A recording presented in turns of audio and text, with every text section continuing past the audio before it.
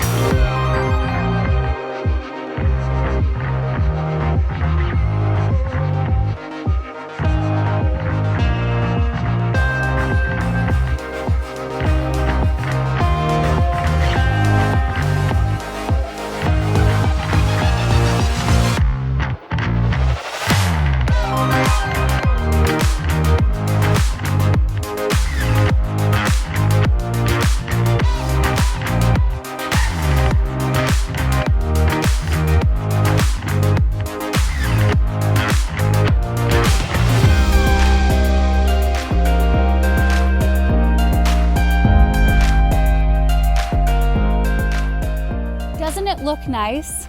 I mean, this is a method we've never tried before. I mean, just not doing anything with the grass, not spraying it out. We typically don't spray grass out though. Usually we rent a sod cutter or we use shovels and manually remove the sod.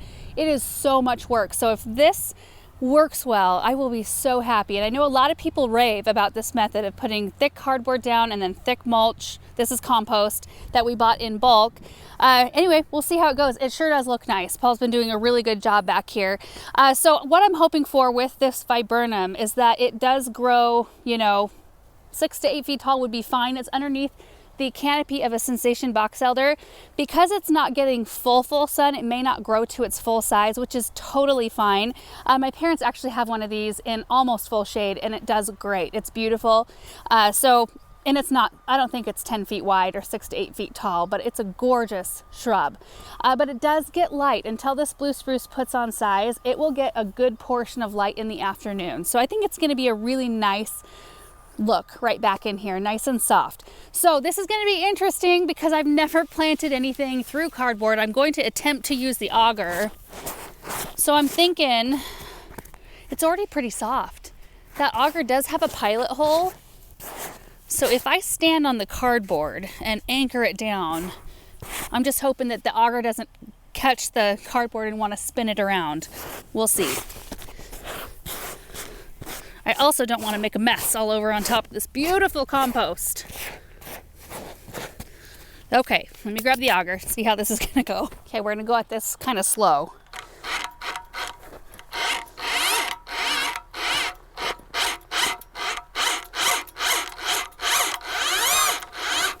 This is right where grass was.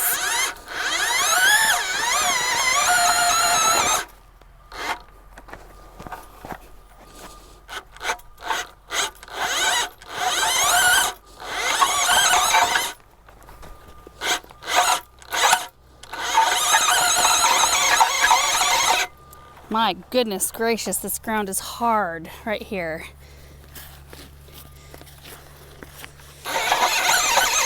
Oh, Erin, you're gonna have to do this hole. I can't do it.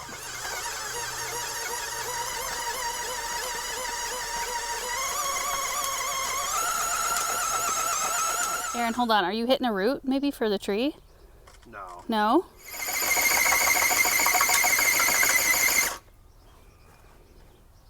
What the heck is going on in that spot?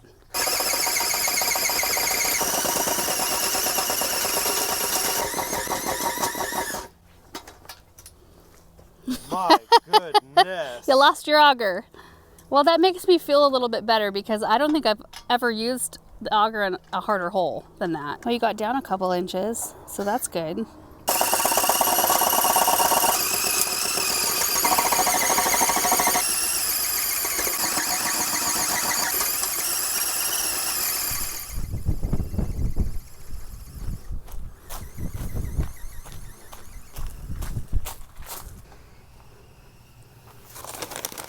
That'll soften it right up.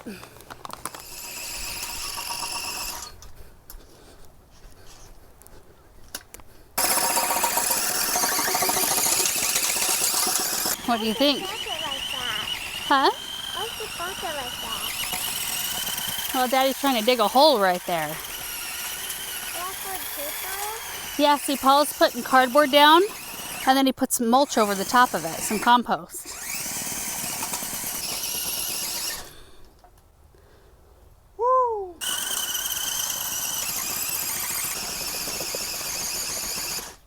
Hey, Benjamin, when you get bigger, are you going to use the auger? Yeah. I think it's deep enough and wide enough because we were tipping the auger and kind of like reaming the side of the hole out a little bit. I guess this used to be right here, like around the outer part of the grassy areas back here. It used to be a gravel walkway. And then the previous owners, so our friends that had this house before us, they had the gravel removed and then planted grass in the whole area. So that could be why. Maybe it was compacted from being a gravel area for a while. Who knows? But I'm going to add a little bit of gypsum to the bottom of the hole. We don't always do that, but I need to do that more. It's what I used to do in our townhouse garden all the time because we had such crummy soil. Everywhere that I had hard pan or any kind of issue, this kind of helps soften it up, but you do have to use it consistently. So I'm going to add a little bit at the bottom of the hole here, along with our starter fertilizer, and hopefully that'll help just kind of soften it up a bit. All right, now I gotta go get the biotone. You want to carry this to the gator? And then I will grab the biotone. Is that, you got it? Kind of heavy. You got it, dude. A little starter fertilizer. We're gonna have to bring more mulch to this area because we just made a big mess. I knew that we were gonna come along and just make a big old mess of all Paul's work. Okay, let's check this root ball out. It's not heavily rooted. Go ahead and fuss with it a little bit. Can you let roots out? Yeah, look at this, Benjamin. Look at all the roots. Yeah. Kind of cool, huh? A lot of them. There are. That's a good thing. Nest it into its little cardboard hole here. Oh yeah, that's perfect. We got it perfect. Oh, good. I can feel the grass around it. See how this goes. I have never even really considered not removing sod. Like that just seems part of the process. Removing the sod, prepping the beds, adding your amendments in and all that. So this is different for me for sure. Yeah, baby. Look at their horses. Oh, yeah, there are horses back there. Did you see they were riding them last night? They're real pretty to watch. Okay, we're packing soil in now.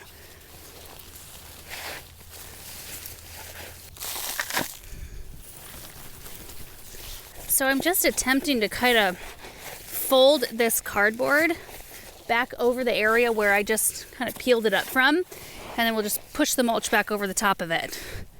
That works pretty well, except for that piece.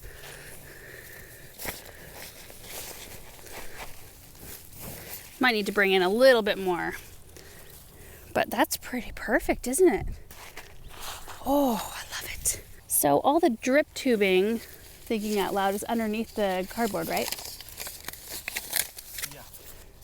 How are we gonna tap in? Okay, that should be interesting, huh? Okay, 1 down, 3 to go.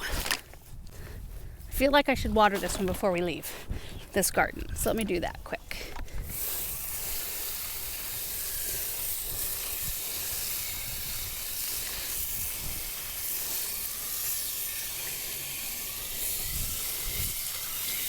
Okay, I'm just gonna leave this on a slow trickle like that while we go plant the others.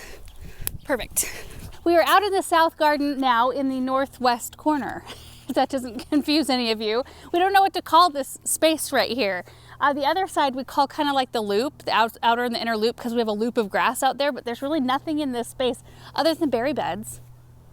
This could be like the berry corner. I don't know. Either way, we want to fill this in with a lot of evergreens, a lot of beautiful deciduous things, shrubs, bulbs, And then we're going to be coming off of the grass walkway right here with either stones or a pallet walkway, but much more narrow, and kind of just like wind it through this area. And hopefully one day you actually won't see the interior of the area. It'll all be kind of like a secret garden feel. So we really need to work on filling it up. I think this is going to be beautiful here. Again, 12 by 8, so very architectural. You guys have seen me plant lots of stuff, so there it is, planted. And I love how it looks in this area. In fact, Erin, would you swing over just a little bit, because I did face it more like this direction because our driveway goes by right up there, and this is the way that we will see the evergreen most. And I think the architecture of it is just so beautiful, you guys. I think it's so pretty, and it's next to a forest pansy redbud, which has kind of like a deep purplish green leaves. Then we've got a hoopside, right? I think blue spruce right behind us. There's a Corinthian linden right there. And then we do have a few daffodils that I popped in this area. We have a lot yet to plant here, but I think so far the mix is really nice. So let's go find a couple spots for the other two. I think maybe on the other side. I think I want to put the blue muffin viburnum right about here. Yeah. I think that that's going to be absolutely perfect. 5 to 7 feet tall and wide, so it has all the space in the world to do its thing out here. And I've got space to put another one once I can find one of the other varieties. So like I said, in our area, typically we put viburnums in a spot where they're going to get a little protection in the afternoon. So this is going to be a little bit of an experiment, because as you can see, it's fully exposed out here. But I think if we give it ample water, which we have a drip system here, what we will do is tack into that. We'll bring a piece of the brown drip tubing around and just kind of make a circle around the root ball, and then I'll keep an eye on it. If it seems like it's burning or stressed, I might pop an extra emitter in, and that's something that's very easy to do. So it's just something you have to kind of eyeball, but it's going to be a beautiful kind of soft structure in this area, and we need it in this middle section. I haven't added a whole lot in here. We've kind of focused on the outer loop rather than the inner loop, so this is going to be fun. All right, we've got one more evergreen to go. I'm on the opposite side of the walkway from where the viburnum just went. This is where the hillside upright spruce is going to go. I think it's going to be a perfect spot for it. In this area, we've got daffodils. We've got an autumn brilliant serviceberry, the phlox we just planted. That's the luminary sunset coral, looking very vibrant. Right here, we've got some little Henry Iteas, which were so gorgeous last year. And then I thought they were dead, but I don't think they are. I'm seeing some fresh growth in there. That one's got a lot of fresh growth at the bottom. So I just need to bring my Falcos out and some fertilizer and just kind of clean them up. I think they'll be okay. I was hoping they would be, because, oh my gosh, the fall color, like, I can't really explain how gorgeous the fall color was on these. And then we do have a Wichita blue juniper right there. So we'll have a nice blue color and then a nice green evergreen right here. So let's get this one in the ground. And there you have it. I actually like it a lot from this view because it's our view from the house. It's got two little arms down here that are kind of like this. I don't know, for some reason I think that that is just the cutest thing. And I'm excited to see what shape this one takes on as it grows, because each one of them looks so different and unique. So 12 feet tall again on this one, 6 feet wide. So that's only 3 feet from the center on each side. So I think it's going to be perfect for this area. I did bump it back a bit. I was going to be putting it up here, but I decided that I needed room in here for something red, like maybe a ginger wine 9-bark or some kind of 9-bark would be beautiful in here. We've got a lot of green going on. The serviceberry, the phlox leaves, the Itea have green leaves, so we need something different in there color-wise. You know, if you go down this way, we've got the blue tone, we've got the gold with the Sesky Gold Dwarf birches. There's a gold, like a variegated sedum, so it has some yellow in it, and then there is a purple sedum as well. But it's kind of fun. I love not having a plan up here. We just see what we love and find a spot for it. But I do keep like textural changes and color changes in mind as I'm planting things, because I don't want it to be all green or all blue. You know, I want a lot of different variation. So anyway, that is it for today's video. Hope you guys enjoyed it. We will see you in the next one. Bye.